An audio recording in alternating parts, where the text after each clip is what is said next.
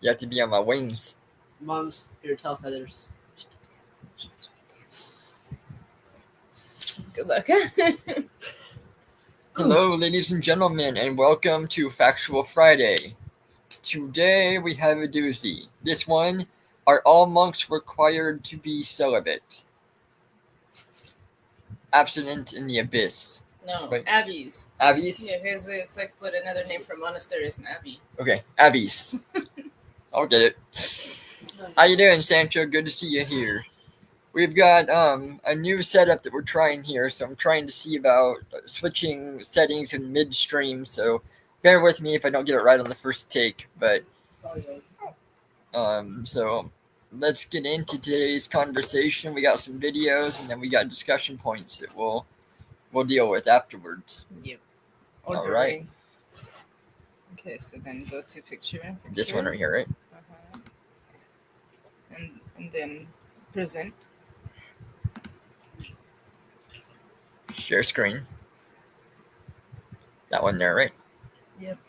Why is it? I don't know. It's never been that way before. Make sure that it's doing it from there. Yep, we're good. Perfect. All right. Let's go on to. So you wanted this one first, honey? Yeah. Namaste and welcome. It's Rishi here from meditatewithrishi.com. And today we are going to be speaking about celibacy, brahmacharya, from the yogic perspective. Okay. Now, this is a topic. I mean, look, you're probably watching this video because you've heard about Somebody in shower. celibacy being practiced and some benefits. There are incredible benefits of this. Give you supernatural powers. We will go into all of that.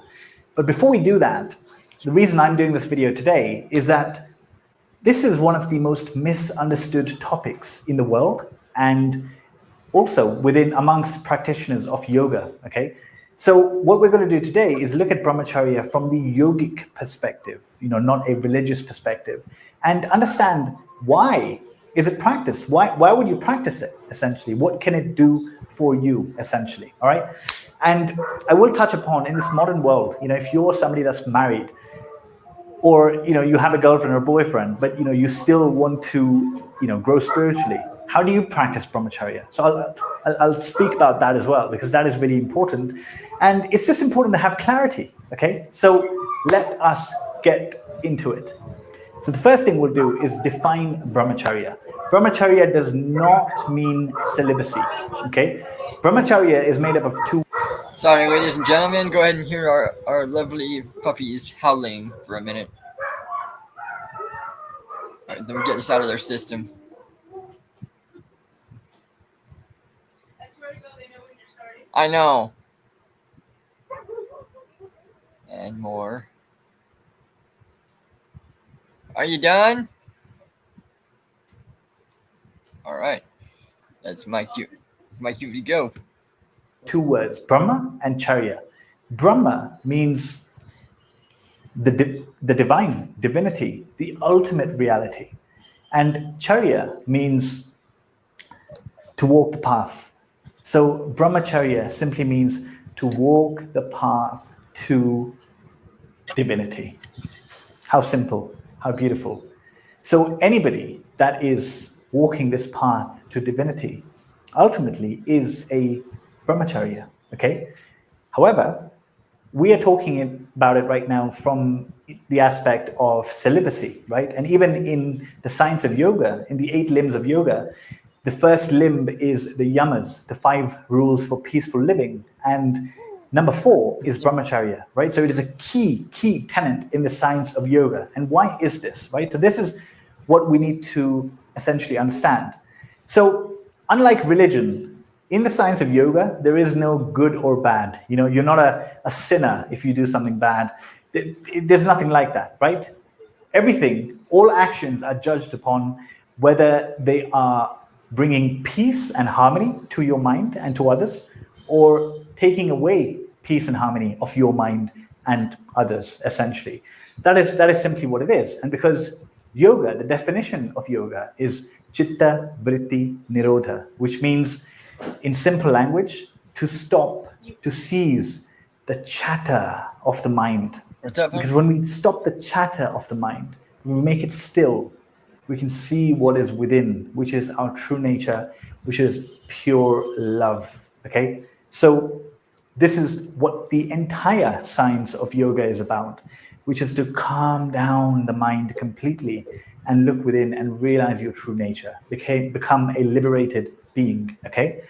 So what does brahmacharya have to do with it? Now, in yoga, whatever helps to calm the mind and look within, any practice that does this is adopted, because yogis are very open-minded and they will do anything they can to calm the mind. And celibacy is actually something that helps with this directly. But why or how? And this is what we need to understand. So think about it very simply. A mind that is scattered, a mind that is noisy, which is 99% of people on this planet right now, right, is because of all the devices we use. There's too much happening, too much thinking, right? So a mind like this is really not in our control. We are in the mind's control, right? The mind tells us this is bad, we become unhappy. Tells us this is good, we become happy. We are in the control of the mind, right? So we want to flip the script. We want to reverse this. We want to become the master of our mind. If you are familiar with the Bhagavad Gita, you see Arjun is on the chariot of horses. So Arjun represents the mind, and the horses represent the senses. And our senses, which lead us astray, which lead us outside, need to be reined for the mind to be controlled, right? So to control the mind requires a lot of effort, a lot of strength, a lot of stamina, a lot of willpower, a lot of energy, essentially. It requires a lot of energy. So how do we get this energy? Where does this energy come from, right? And this is where we lean on the science of Ayurveda to understand, if we need immense energy to control this thing that is the mind, where is that energy actually coming from? Common sense tells you that energy comes from the food that you eat. But how does that actually happen? And what does celibacy and semen have to do with that? So come, let's take a look at how this process works, okay? Yes, the whole celibacy thing, yes, it is very, very spiritual and very good for a lot of reasons. But there's other factors that play into this too, because within our religion, it's known that with having just one partner in it, you can achieve what is called lotus together, being intertwined together. It would be the lotus, which is the closest that you could possibly be to heaven without being dead. And that is the closest that you can come. No pun intended. And to be able to achieve that, the celibacy could not do that. But if you're somebody that has multiple partners, the lotus is really not possible. It's not achievable because you're Yes. squandering all that energy between a bunch of different people, and it taints it. It's like tainted water. Exactly. And the whole point is, there's different benefits, like either way, I suppose. But it's like you have a different type of power and understanding and knowledge that's reached with a partner. Yes. With a divine union. And I think it's a different type of a power. It's not necessarily more powerful or less powerful, but the one of celibacy is more of a personal power. I feel like if you're going to be serving and doing outside works and doing something bigger than yourself, then achieving lotus is the only way. And it's like we're watching today a Dr. Phil. Yes. And they're talking about this whole child free by choice movement.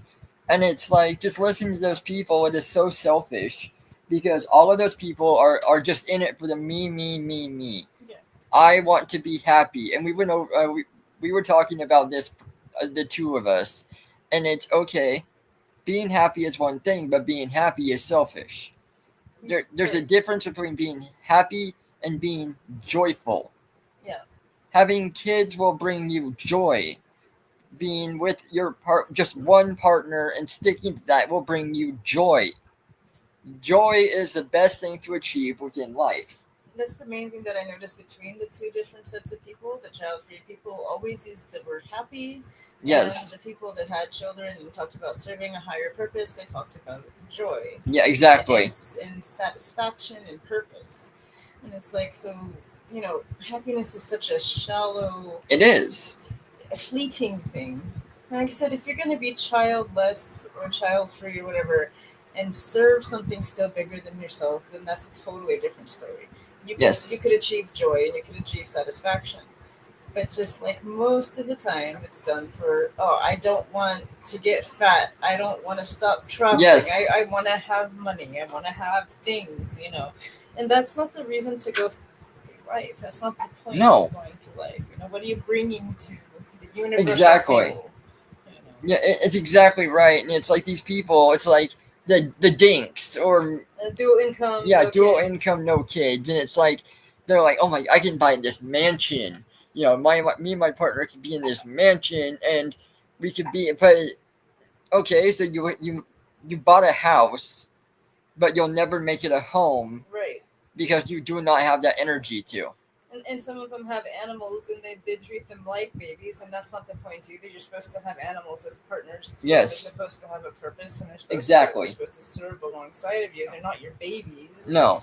And even people that have babies and just try to raise them selfishly, that's not a good way to do things either. It's not. You're supposed to raise the next generation of something that's going to be beneficial to the world.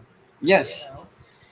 It's like a whole different discussion for another day, but I know we kind of touched on that a couple of Fridays ago, but but it goes with, like I said, I just had to bring into we have joy.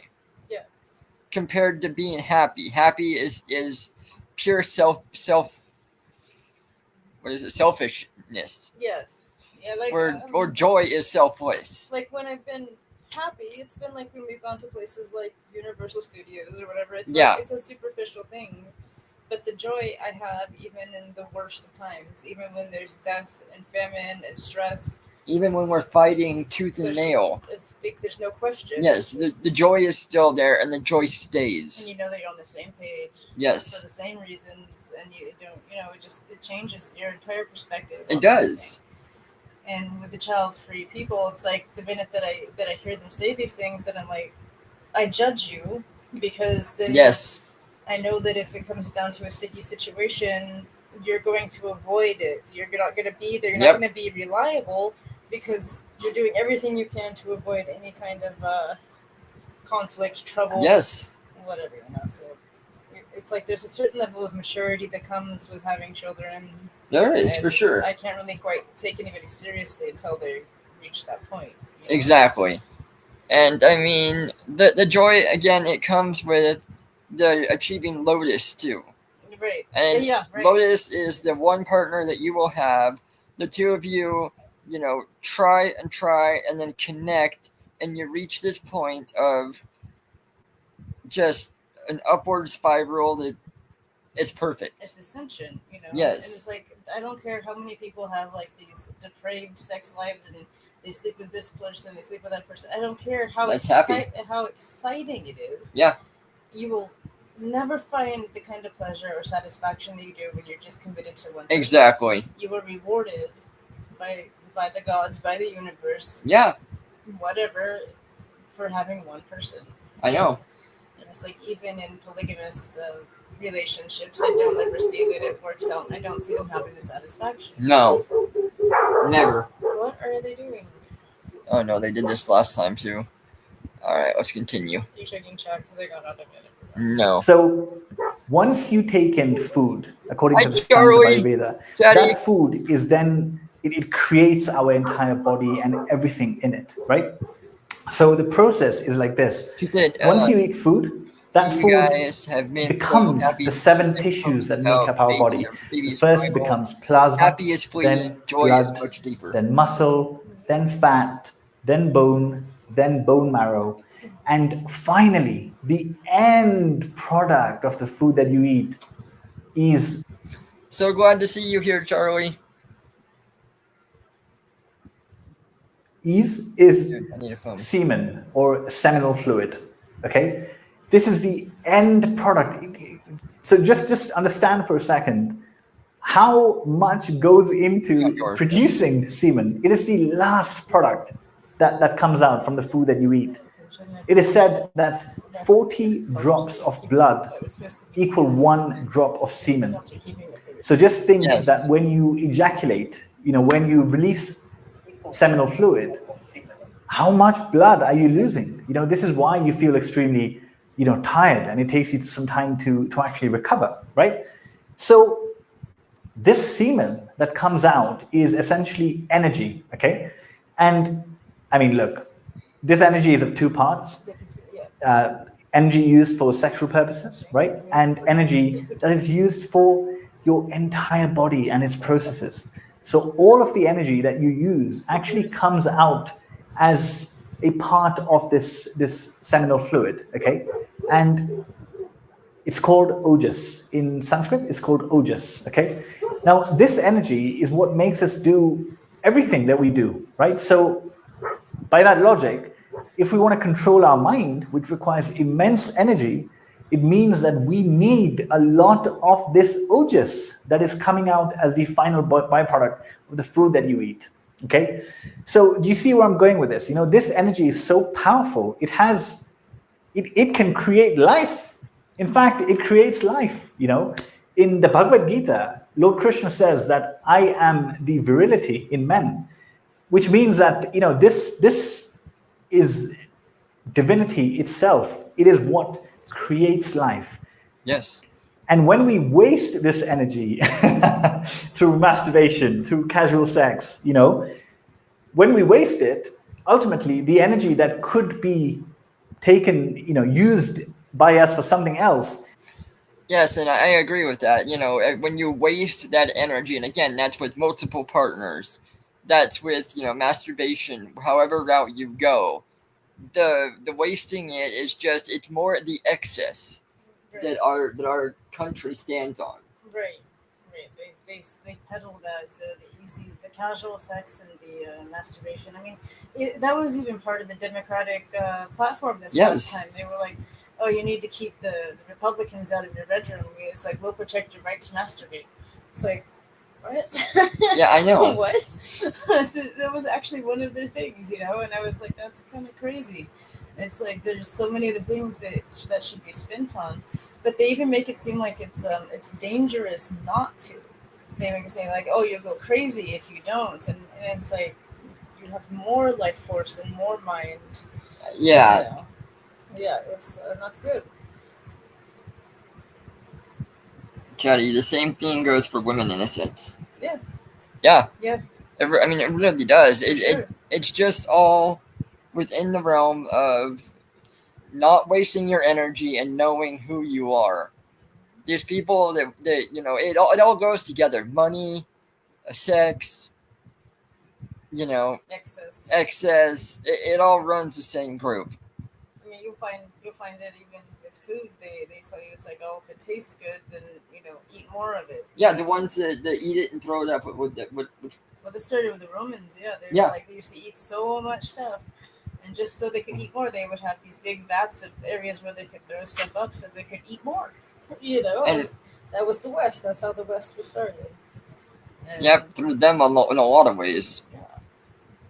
It's crazy. So yeah, this is I guess from a yogic perspective, but it falls right in with a religious perspective that it's like this is meant to be with one man, one woman. Yes. And it's about self-control. And I mean, just look at the excess and the blasphemy within the LGBTQ community. Like, there's some of it. We've talked about a couple of them that say it right, and they don't believe in any of this either. Right. But it's like some of them on YouTube, it's insane. I mean, the DEI initiative. It's just excess, and it's like, do whatever feels good. What feels good, do that. We Yes. just want you to be happy. And it's like, it's not about being righteous. It's just about being happy. And it's like, that's what I always keep hearing being peddled. It's just that. Yeah.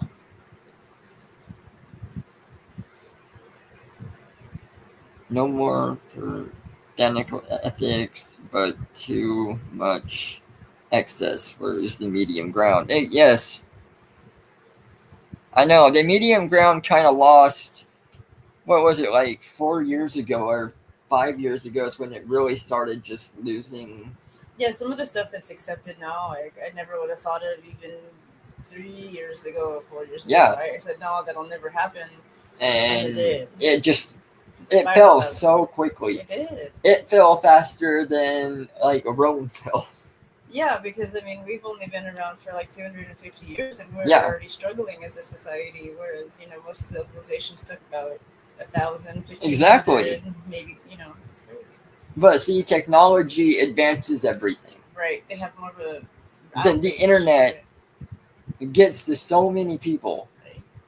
I mean, the whole pornography. Right. That's it. I mean, people just sit in front of the computer day in and day out, and that's all they're doing. It's like the Jordan Peterson thing. He has a whole thing about that. Yes. It's like choose your sacrifice. Exactly. And it's like so many young people are completely slaves to that already, before they even have a chance to understand what love is, or that divine connection. And watching a lot of this stuff ruins relationships like you would not believe. Yeah, like later on in life. Even. I mean, because their standards of what it's supposed to be end up being so high from the fakeness right. that it shows. And you desensitize yourself like Yes. any other drug. Yeah, for sure. Okay. My mom passed in 2021, and she would be shocked. That's not that long ago. It's Charlie. Oh, wow, I know. Yeah. Sorry to hear that. Yep, sorry. That really does suck. Yeah. I know, it's kind of crazy. It wasn't that long ago, and people No. couldn't believe it, And it's like my grandfather passed in 2012, I think. And it's like, I'm glad that he's not around for any of this. Oh my, because yeah. I can only imagine the lectures that I would get. He was already trying to return to the wild. I was gonna say he was already going back to the wild anyway. Yeah. There's my dad's going back to the wild. Yeah. He's going on I hikes know, and just they're, getting they're, away. They're kind of on the other end of that. Yeah. So. All right. Is wasted in that purpose. Now, look, again, this is not about good or bad. This is about you and what kind of life you wish to live. Ultimately, that's the whole point. Okay, so if this energy is conserved instead of wasted or dissipated, right? If it is conserved, remember, this is the energy that can create life. It is so powerful. If it is conserved, imagine what you can do with it. Imagine what you can do with it. So in yoga, from a spiritual perspective, through the practices of meditation, of japa, you can transmute this energy, transform this energy into spiritual energy, which is then used to go upward and give you enlightenment, right? But in the world, it can be used for so many other things. And this is actually the secret of some of. Not even just from a spiritual perspective, a lot of mainstream scientists and people like Elon Musk and everything. Yes, they're they're all about this, saying that that you can achieve so much more by having this retention, or at least a committed partner, and not just squandering your energy. Whereas, like I said, back in the early 2000s, they were peddling this like crazy, saying it's okay to have casual sex, it's okay to have multiple partners, go ahead and have masturbation, because if you don't masturbate, you're going to go crazy and it's really bad for your mind. I mean, they were literally telling us that it was they were bad for us not to. And now everybody, even in, like I said, mainstream science, is starting to agree with spirituality, saying that it's better to be more conserved, to reserve yourself. Yeah, because they were really conserved before. And then it was just. And look at all the stuff that got done. When people were reserving all of that, and all these civilizations were built, and I know. And then what's actually been done over the past few years? Nothing. Just more degeneracy. Well, and I mean, something was being brought up, and it got me. That back for World War II, they were throwing out planes and ships, literally like a few a week. And right now, it takes us years to get one out. Yeah, see? Yeah, so, with all the technology and everything, why is it gone backwards in that way? Because I mean, they needed them quick, and they were throwing them out a couple a week or whatever it was. But now it's taking years just to do that again. That's crazy. And with all the technology, that should not be Yeah. the way that it is.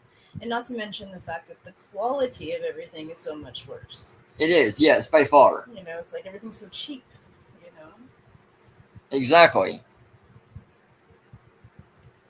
Some of the biggest names that you know in the world out there, from Mahatma Gandhi to Swami Vivekanand to Steve Jobs to Isaac Newton, right? I'm going to cover this in tomorrow's video.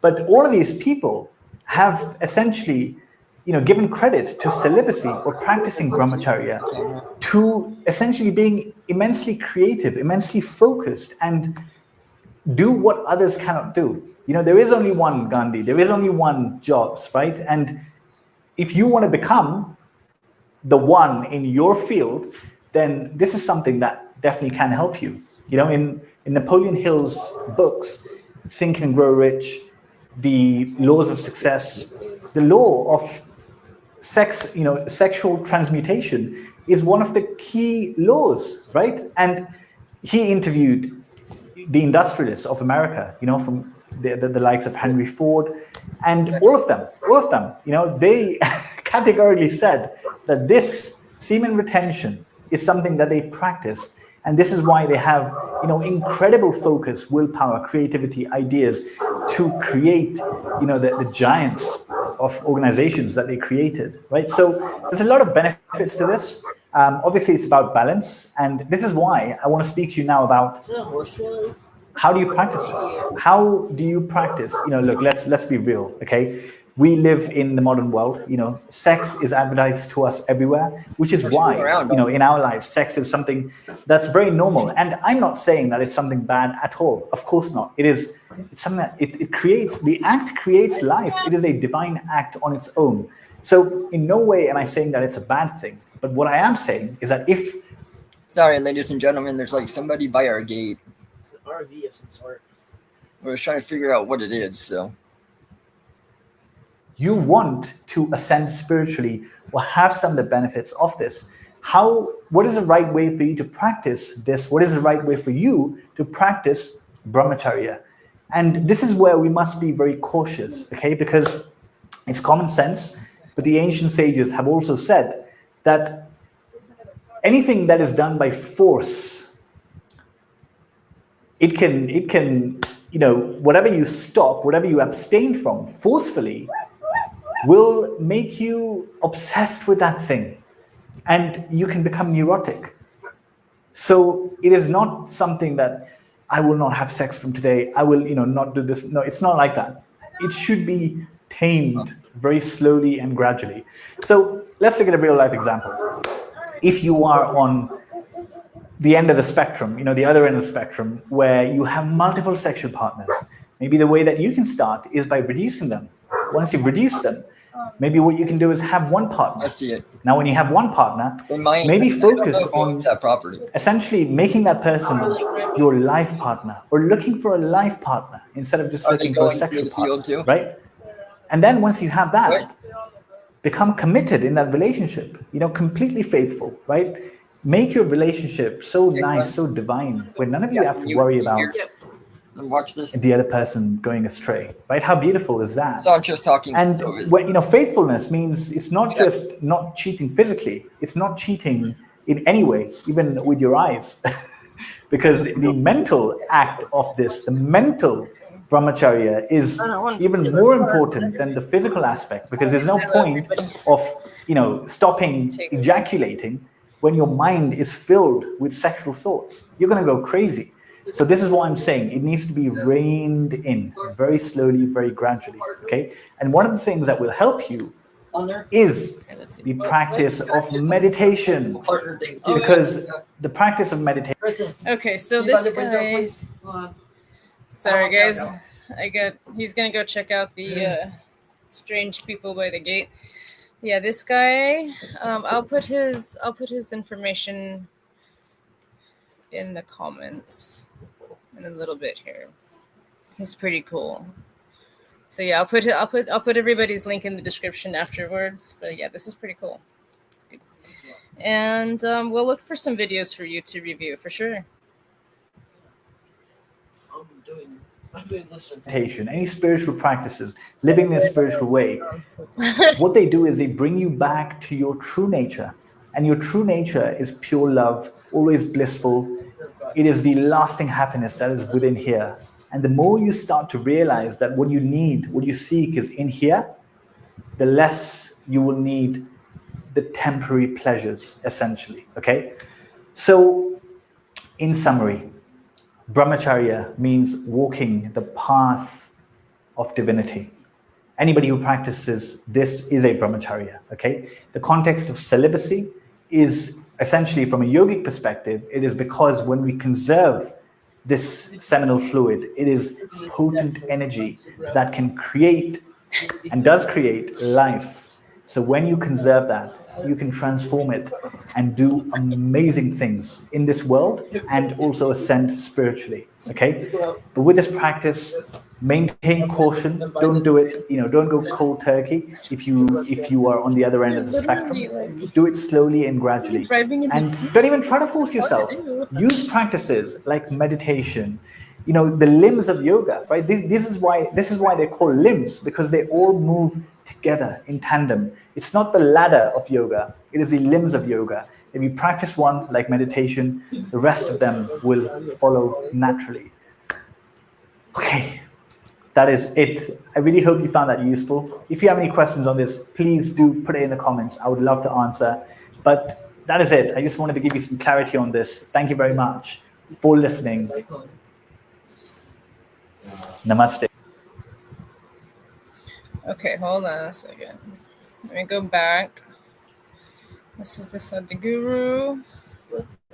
Namaste and welcome. All right. This gentleman, let's take a look here. His name is Meditate with Rishi. I will put his link in the description when we're done. Yeah, good stuff there. And Sancho was asking if he thinks that this is the most promiscuous century.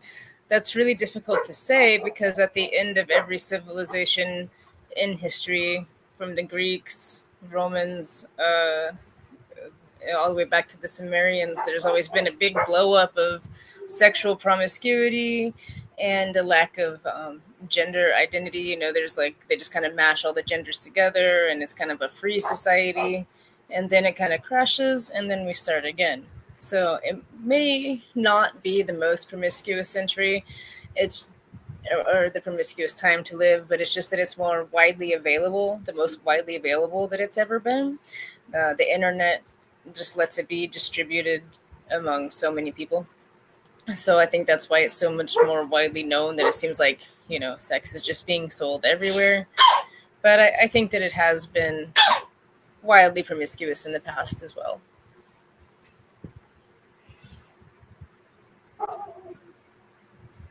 Yeah, I agree. Yeah, like what Chatty says, it's like it's always kind of in there, but now it's just we have a big variety available to us at our fingertips.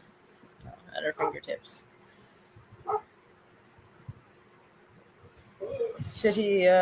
What's going on? I think we're stuck.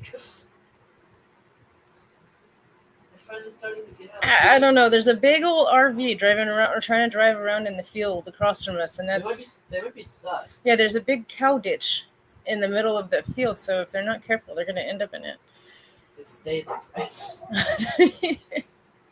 don't know. And it seems like it's so late, but it's only 7:30, so it's not right. It's not so bad. Seems like they're off this camera now, so they're... All right, so we're going to go on to is celibacy required for spirituality? And then I actually have a video that I made today about are monks required to be celibate from our perspective. And hopefully LongWalker will be back. LongWalker will be back, and we can continue this discussion.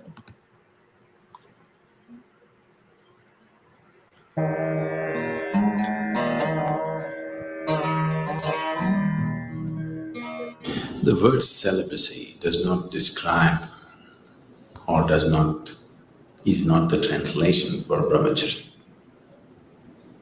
Brahmacharya means, Brahman means the ultimate, Charya means the path. You're on the path of the ultimate, that is Brahmacharya. Celibacy is talking only about the physical aspect of holding yourself back from an unnatural urge which is going on in the body and more in the mind. So celibacy is not the right thing to say when we say brahmacharya. What it means is, you are working to organize your energies in such a way that your joy, your love, everything that you need is within yourself. Switch to camera 3. You have enough experience in life to know that nobody, however dear they may be, is 24 hours reliable. Isn't it so? Yes? Yes or no? All of you have enough experience in life to know that, isn't it? However dear and wonderful they are, nobody in the world is reliable 24 hours of the time to maintain your love and joy, isn't it so? Yes. Have you realized that, or are you still hoping?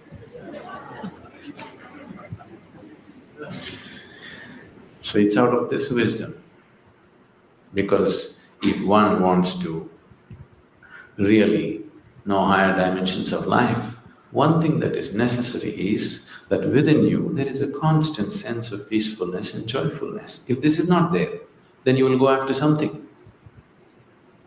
If you don't feel steadily peaceful and joyful, then you will do compulsive activity of trying to be happy. So, a brahmachari is somebody who is trying to organize his energies in such a way that to be peaceful and joyful is all his own. He is not going to lean on anybody for that. Have all the brahmacharis reached there? That's not the point. They're working towards it. They need support, they need atmosphere to make that happen for themselves. It's not a small task that they have taken up. So I'm wondering. If once a human being's way has become like this, that his peace, his love, his joy is not dependent on anybody, he has the necessary background to spring up to another dimension. If this is not there, Deal with it. he will naturally Pancho get was asking if it was into another cool compulsive one, like it activity. could be. So brahmacharya on one level fundamentally means to move from being a compulsive human being to a conscious human being. You may decorate your compulsiveness with all kinds of romance around it, but do you see it's a compulsive behavior? Yes, it is not a conscious behavior. You may have the whole world with you, it doesn't matter, but it is a compulsive behavior. You can write poems about it, you can write great stories about it, you can make movies about it, but fundamentally it's a compulsive behavior which you're trying to clothe in so many beautiful clothes just to not face the reality. I'm not trying to take all the romance out of your life, okay?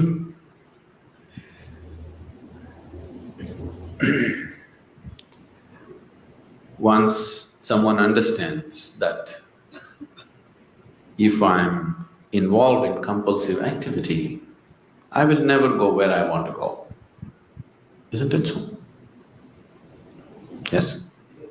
If one is compulsive in his life, there is no question of he having a goal to reach or attaining a certain state or whatever. Compulsiveness means a very deep sense of slavery, isn't it?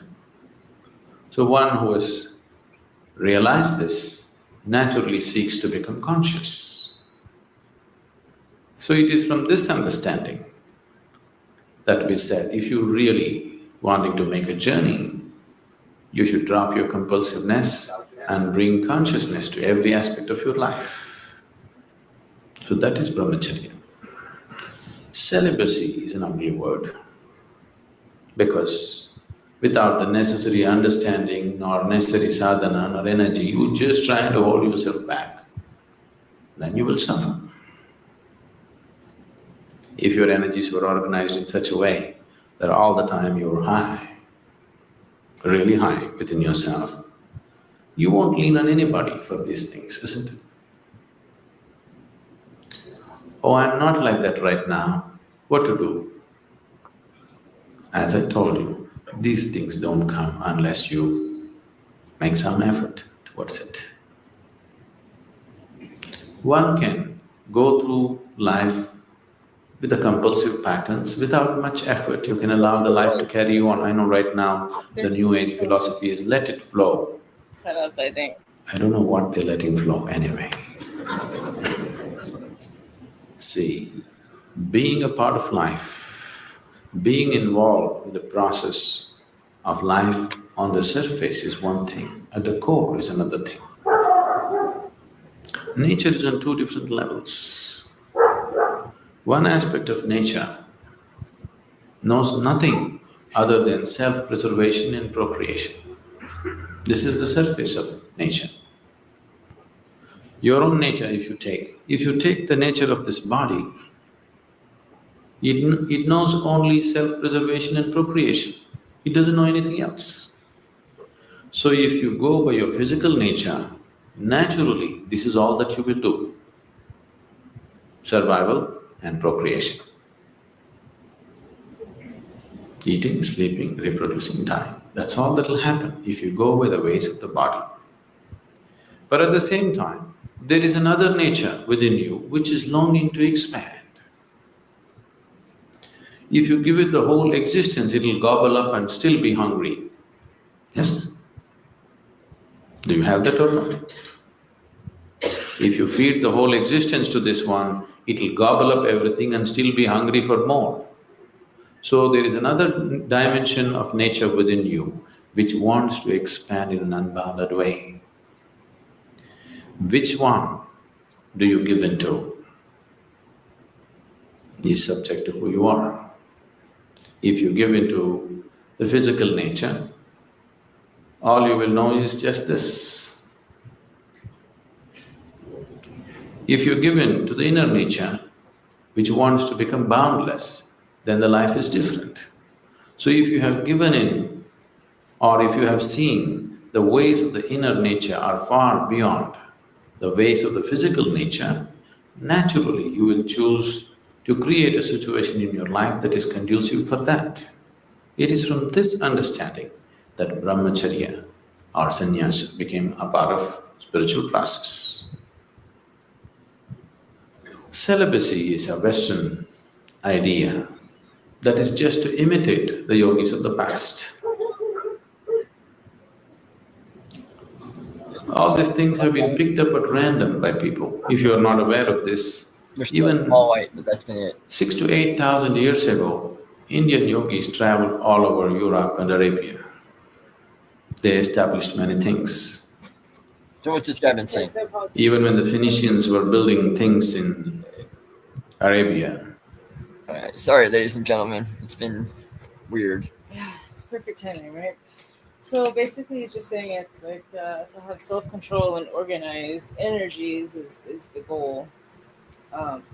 From what I've been hearing, I haven't gotten to this part. I got distracted a couple times, but yeah.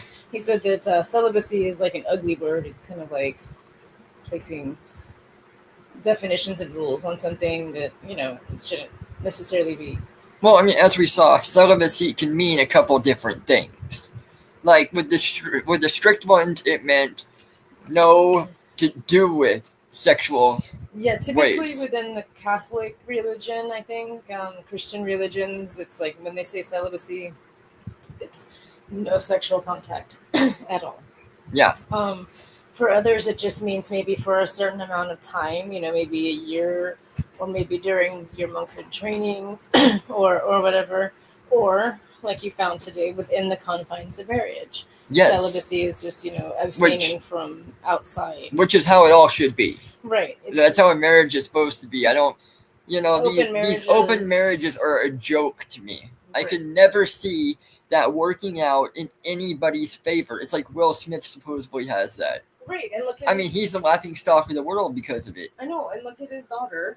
Yeah. She's only like, I think, I don't know how she's now, but when she was 19 years old, only 19 years old, she's telling everybody that she wants to be in a polyamorous relationship Yes. because she just can't see being with one man or one woman based on what she's seen demonstrated by her parents. And Exactly. it's like, so she's not even willing to give it that chance, and it's kind of like, and I have to say, she's like one of the most beautiful girls I've ever seen. And it's I like know, she could it's sad. contribute to so much to the, to the human race. It's through sad to see.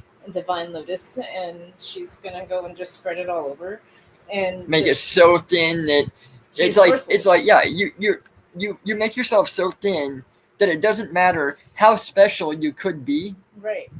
You're just everywhere with no point. A lot of women do that too. They're like, well, I'm gonna go have my fun years. I'm gonna go out when I'm in my 20s, and I'm gonna go sleep with this person. I'm gonna go sleep with that person. And then when I'm 30 or 40 or whatever, I'll settle down and I'll have kids. And by then, no man wants to touch them. Yes. And because on a cellular level, the men know that she's just diminished. Exactly. And she knows she's a very high risk investment because she's got nothing to offer.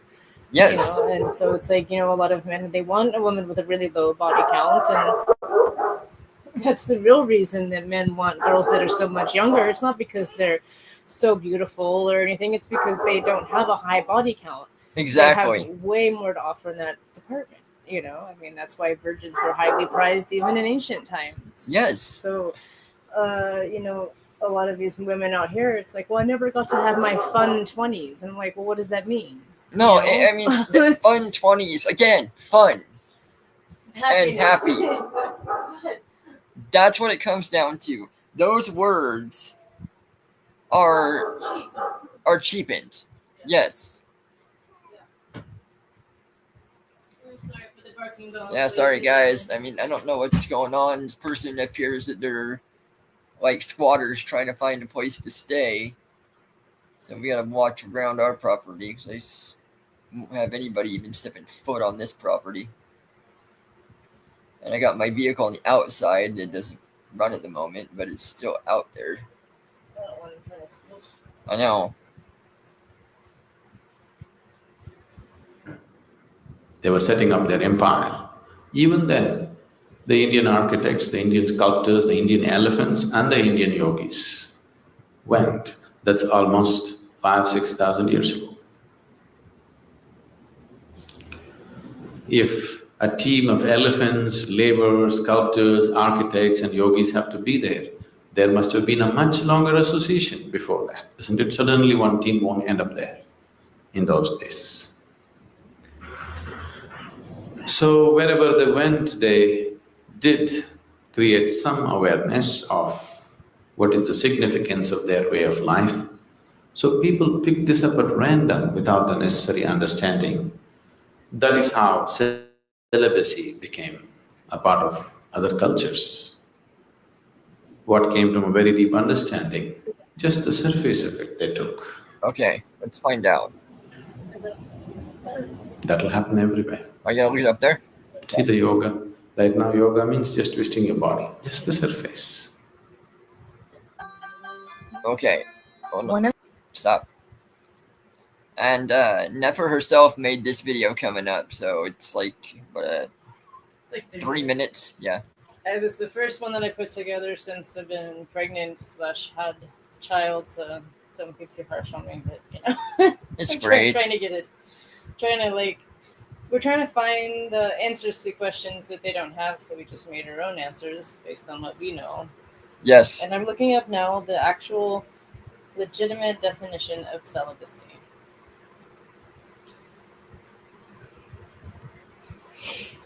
She said, do what you have to protect your family and stay safe. The whole family. With prayers.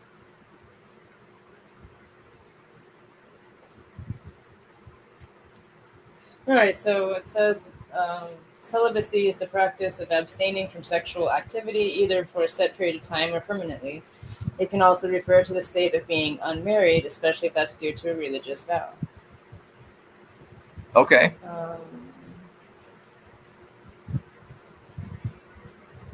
So, I mean, yeah, you could just be sexually abstinent outside, with anything outside of your marriage, and you could just have only sexual activity within your marriage, and it could still be Yes. a form of celibacy. Okay. Um, But like I said, that should be the standard, not.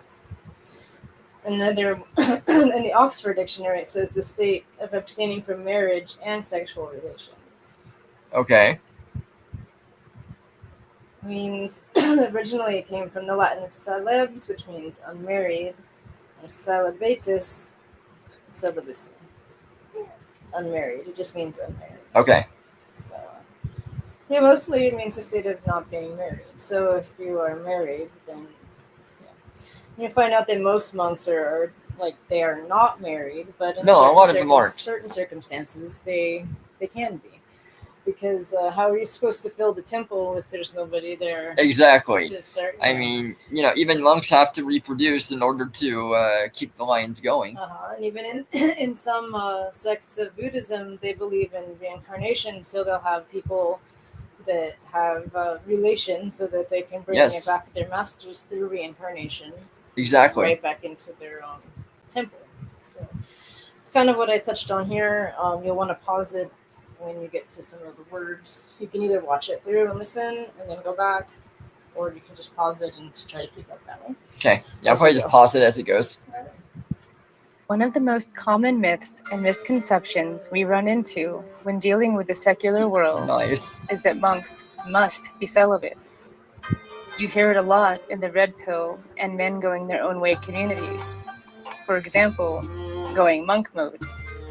We often get comments saying that it's laughable. Okay.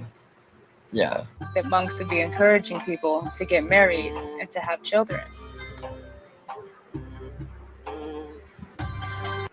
And then this is the comment that Nefer did for that.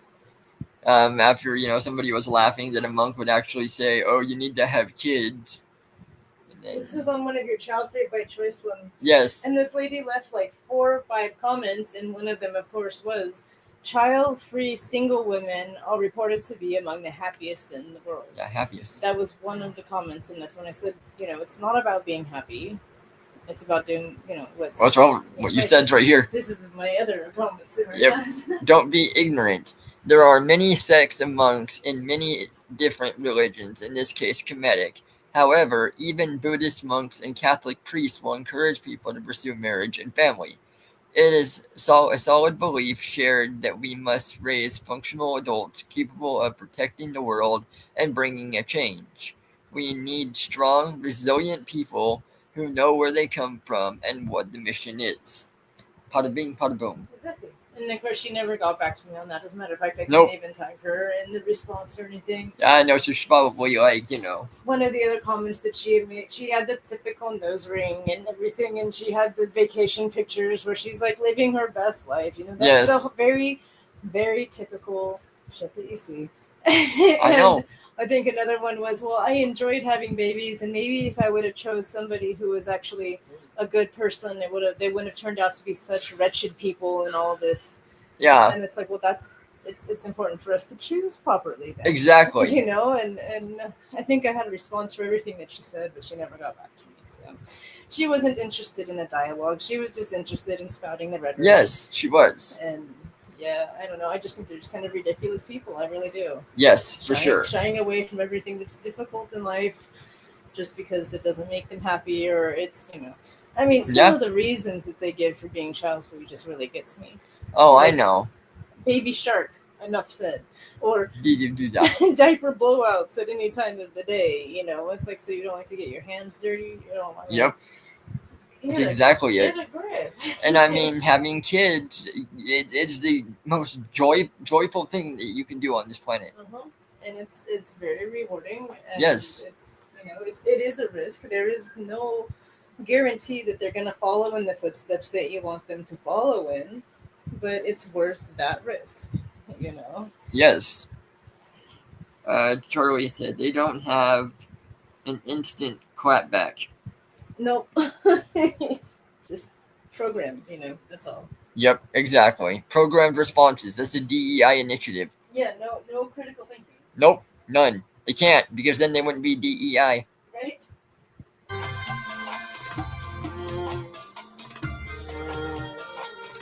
Not much information is found. Alright. Monks are allowed to marry and have children in some Buddhist sects, including Japanese Zen Buddhism. Male monastics are permitted to carry and have families, and most do. They can also drink alcohol, eat meat, and raise children in family temples. Newer Buddhism. Monks in Nepal live in households called Viharas, I'm not sure. I didn't see it. and they are married and have children. Their sons inherit the temple, of course. Yeah. Sakya School of Tibet Buddhism. This school has a lineage of married monk teachers dating back to the 11th century. In contrast, ordained monks and nuns in other Buddhist sects are required to follow strict celibacy called... Oh, it's Bodhisattva. Say it again? Bodhisattva? Right? Yeah, But where is it? right there. Brahma. Oh, Brahmacharya. Brahmacharya. There's Bodhisattva, which is the teacher, and in which case it's just a temporary. In Vinaya, a Buddhist text for monks, forbids monks and nuns from having sexual relationships with one another. But you can outside the temple. Outside of Buddhist and Christian orders regarding this matter. So, as monks of a different order, we can offer you a fresher perspective. Okay, now, here's one. Tenzin was allowed. Now we're talking about Fictional universe. a fictional universe. This is Avatar, The Last Airbender, the series. Tenzin was allowed to have a family as an airbender because as the last surviving air nomad, there was 4 different ones. There was earth, air, water, and fire. Those are the 4 nations. Surviving air nomad. After his father Avatar Aang's death, it was crucial for him to procreate and rebuild the air nation population. Essentially, his family was seen as a vital step in repopulating the airbenders. Yeah, so they were a religious section, and they were allowed to have relations for that very reason. They needed to continue on, and for many, unfortunately, for a lot of religions, they disappeared. All of their teachings, all of their knowledge gone because they chose to be celibate and just literally died with them because nobody was there to join from an outside, source. And that's kind of the position we're in. Nobody's jumping to be a monk of our orders, so we have to make our own. We do, yes. And this is making it necessary duty rather than a personal choice. Key points to consider. Are they going up on the hill beside us? That's not where they're going. It's not Yep. good night for this. The Air Nation's near extinction. Due to the Fire Nation's genocide, the air nomads were almost completely wiped out, leaving Tenzin as one of the very few remaining airbenders.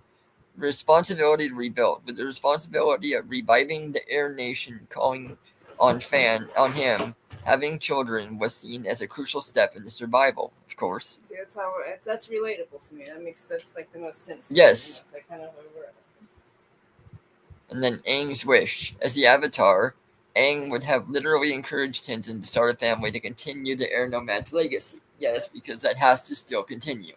And from what I remember, he at least had 2 airbenders. There was at least the girl and the boy. Yes. Milo, and I forgot her name. And there was 3 of them. The 2 girls and 1 boy, yeah. Did they both have air quality? Yes. Okay. So, that makes because the boy could do like what Aang did with the airball. That's right. That was a good series, Yes. So that was it's a fictional series, but it's definitely got some roots in reality, and they did the research when it came to monks of every order. So yeah, that's the one of the examples that we had added into this.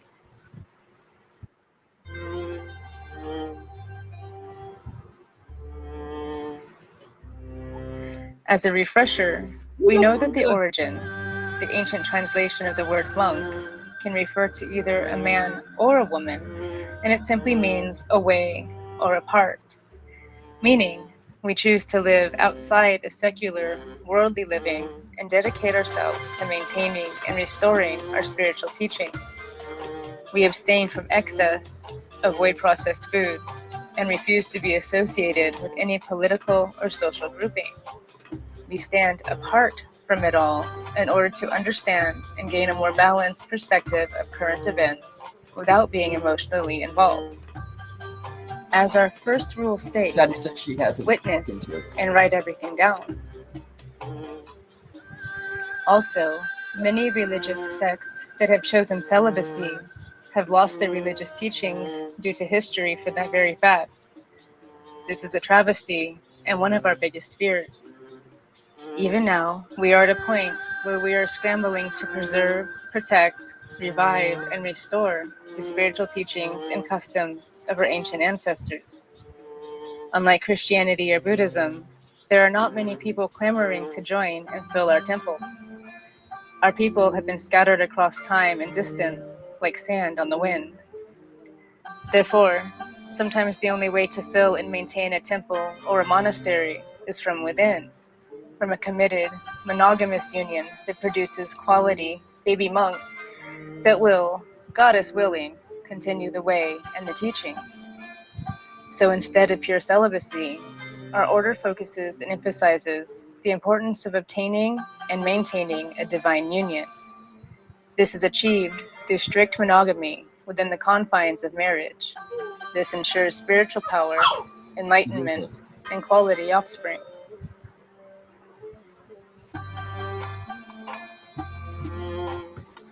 You still have the special thanks in here too.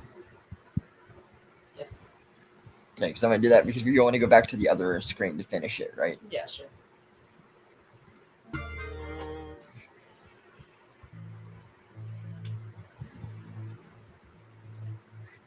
Here's our special thanks for all you.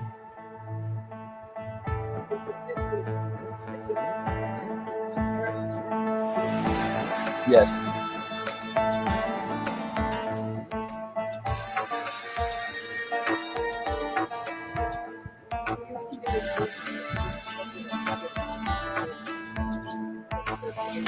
Yes. Or reacts.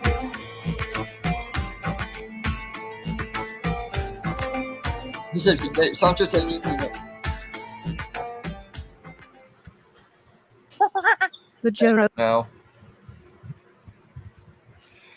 Alright, now let me go figure this other thing out. Okay, honey, Yes. how do I go back on this now?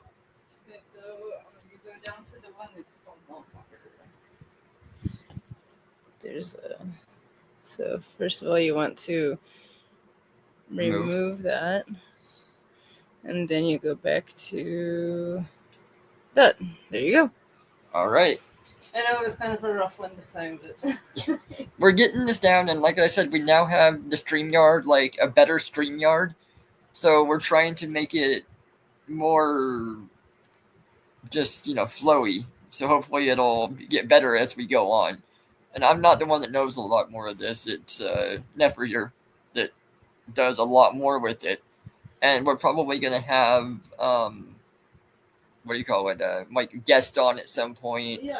And we've got a lot more different episodes. I'm looking at doing more reacts too with some of the lives and whatnot. So we'll see how things go. Yeah, I think that doing the reacts to the body cam footage, that was pretty fun. Yeah. That was really It was cool. different too. And then on Fridays, if we have our spiritual discussions or monk discussions, that could be Yes, good, for sure. Hopefully the dogs don't interrupt or people don't try to do weird things, trying to get I know. on the Sorry about that yards. today, ladies and gentlemen. Yeah, I mean, so just wrapping it up, I guess that's kind of what it's talking about. Celibacy is not required, not even for monks, because there's different monks of different orders, and it just means to follow a certain set of rules. Exactly. It's like for us that we have to be within the confines of marriage to achieve the lotus and to be recognized, and for children to be legitimate and everything. Yes, exactly that. And they're stronger and better for it.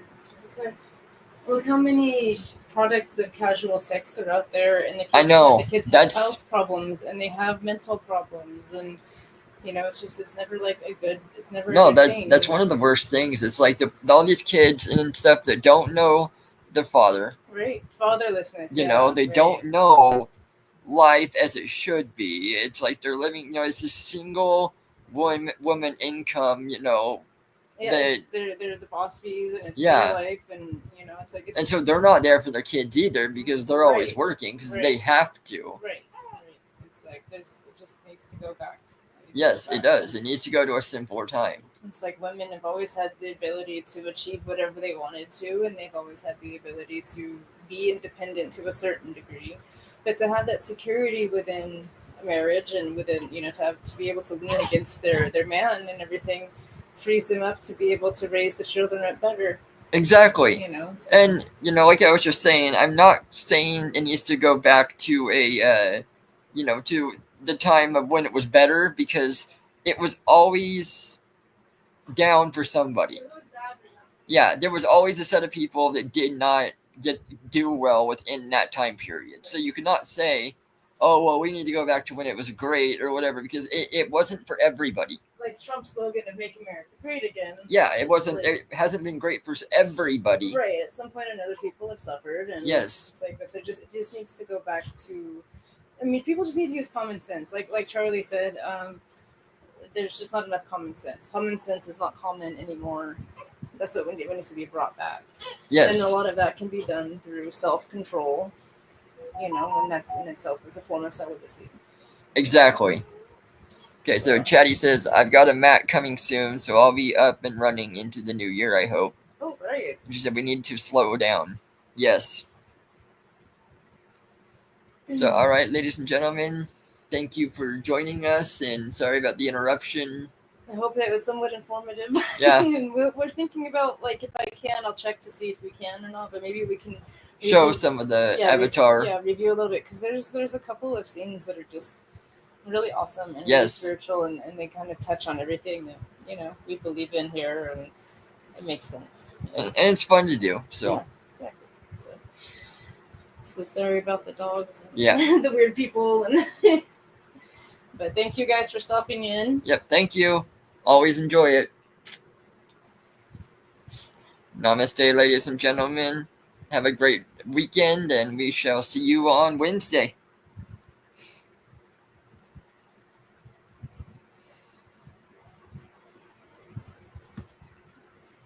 That one was rough. Yeah, she said.